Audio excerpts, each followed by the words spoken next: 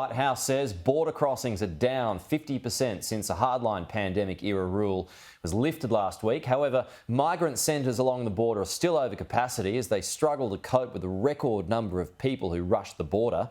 Our Washington correspondent Annalise Nielsen is there for us. Annalise, what's the situation where you are? Look, we're at the US-Mexico border in the southern part of California, and it's here that there was a rush of people trying to cross as Title 42 expired. Now, this was a pandemic-era order by the Trump administration that made it much easier for officials here to pick up anyone who crossed over illegally and take them straight back over. It was in that crush that we saw so many people rushing before the expiration of it. And indeed, some of the rules that have been brought in by the Biden administration after that have discouraged further crossings, but we're still seeing thousands of people each day. The bottleneck now is people being taken into migrant processing facilities. We were with a group who've been waiting for 4 days to be picked up and taken by bus just to have their paperwork processed. Many of them would be denied, many wouldn't, but that is where we're seeing the crash and the slowdown in the process right now. Just a few hundred metres from the US-Mexico border, in the shadow of Trump's border wall, hundreds of people have massed here in the California desert. They're among the thousands that rushed over into America as the end of Title 42 approached. The pandemic health order made it easier for border officials to turn migrants around. Now they're waiting in limbo, having camped out for 4 nights here, waiting to be taken in for processing by customs and border officials. And they're from all over the world. Turkey, China, Afghanistan, Russia, Azerbaijan, Colombia and Peru were among the nationalities we encountered.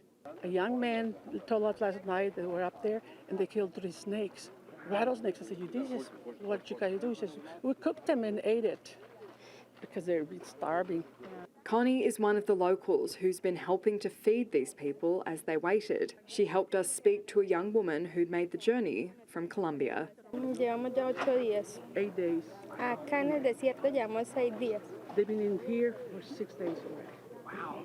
She and her sister paid people traffickers their life savings. The same traffickers stole the sisters' last remaining possessions as they were dumped on the US side of the border. To pay more money, and then they stole her purses. Despite having camped out here in the desert for days in the intense heat and the dust, there's a sense of optimism in the air for so many of the people waiting here. They're waiting to get onto a bus to go to a migration centre, get their paperwork processed and potentially start their new life in America. It's just frustrating to know that we don't have the systems in place, right? And that a small town of 500 was able to plan and assist and help these people without this zero assistance of any governmental agency. This abandoned gas station in Yacumba has become the hub for local volunteers. It started as word spread that thousands were massing along the border. And I actually found 800 migrants camped out in makeshift shelters with no food, no water. This was the desperate scene that greeted locals on Thursday night as Title 42 expired. They had nothing, and they'd been there for 3 nights, and nobody had been notified around town or anywhere around here. The Yacumba camp is one of the last known migrant camps to be cleared out by Customs and Border Patrol at the border since the expiration of Title 42, or at least one of the last known camps. There may well be more that have slipped under the radar along the 3,100-kilometre stretch. We want you here. We love you. We will help. Annalise Nielsen, Sky News, Yacumba, California.